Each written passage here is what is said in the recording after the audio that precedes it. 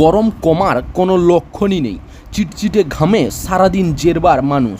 মাঝে বেশ কিছুদিন টানা বৃষ্টির জেরে তাপমাত্রা কমেছিল। সেই সময় স্কুল খুলে দেওয়ার দাবি জানিয়েছিল একাধিক শিক্ষা সংগঠন। এরই মধ্যে জানানো হয়েছে শীঘ্রই স্কুল খোলা হচ্ছে। উল্লেখ্য, দক্ষিণবঙ্গে তীব্র তাপপ্রবাহের জেরে গত 22 এপ্রিল শিক্ষা প্রতিষ্ঠানগুলিতে আগাম গরমের ছুটি ঘোষণা করেছিল পশ্চিমবঙ্গ সরকার। বলা হয়েছিল জুনের প্রথম সপ্তাহেই খুলে যাবে স্কুল। হুড়মুড়িয়ে তাপমাত্রা বাড়ার সঙ্গে সঙ্গে কলকাতা সহ দক্ষিণবঙ্গে বাড়ছে অস্বস্তি। উত্তরে একই দশা, সকাল হতেই ভ্যাপসা গরম, অস্বস্তি চরমে। এই গরমের অতিষ্ঠ করা আবহাওয়ায় ছুটি শেষ হওয়ার মুখেই ফের তা বাড়ানোর সিদ্ধান্ত নিল রাজ্য সরকার। তাহলে কবে খুলবে স্কুল? নয়া নোটিশ জারি করেছে রাজ্যের শিক্ষা দপ্তর। ভোটের পর গত 3 জুন তারিখেই রাজ্যের স্কুলগুলি খুলে গেছে, তবে পড়ুয়াররা যেতে হবে আগামী 10 জুন থেকে। তবে এরই মাঝে ফের তাপমাত্রা ঊর্ধ্বমুখী হওয়ায় চিন্তায় স্কুলগুলি। ফের রাজ্যে বাড়ছে গরমের ছুটি।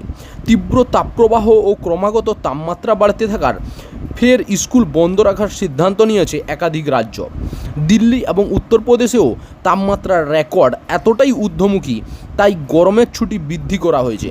50 দিন স্কুল বন্ধের ঘোষণা করেছে দিল্লি সরকার। উত্তরপ্রদেশে আগামী 18 জুন পর্যন্ত গরমের ছুটি নির্ধারণ করা হয়েছে বলে জানা গিয়েছে। রাজস্থান সরকার গত 17 মে থেকে স্কুলগুলিতে গরমের ছুটির জন্য ঘোষণা করেছিল। গরমের দাপটে সেই ছুটির দিন আরও বাড়িয়ে 30 জুন পর্যন্ত করা হয়েছে। মধ্যপ্রদেশে আগামী 30 জুন পর্যন্ত রাজ্যের সমস্ত সরকারি স্কুলগুলিতে গরমের ছুটি নির্ধারণ করা হয়েছে। তবে পশ্চিমবঙ্গের স্কুলগুলিতে আগামী 10 জুন খুলে যাচ্ছে। পরিস্থিতি বিবেচনা করেই গরমের ছুটি এরপর আবার দেওয়া হতে পারে কিনা আপাতত পশ্চিমবঙ্গ সরকার এই প্রসঙ্গে কিছু জানায়নি। মনে করা হচ্ছে আপাতত নির্ধারিত দিনেই খুলতে পারে রাজ্যের স্কুলগুলি। চাকরির খবর থেকে শুরু করে নিয়োগের খবর থেকে শুরু করে ঝড় ঝঞ্ঝা, দেশ বিদেশ, রাজ্য, জেলা এবং আপনার শহরের খবর একটা চ্যানেল আমাদের newsbangla.com-এ সবার আগে আপনারা পেয়ে যাবেন। তাই চ্যানেলটাকে অতি অবশ্যই সাবস্ক্রাইব করে পাশ থেকে বেল আইকনটা ক্লিক করে অল নোটিফিকেশন অন করে রাখুন। জয় হিন্দ, জয় ভারত।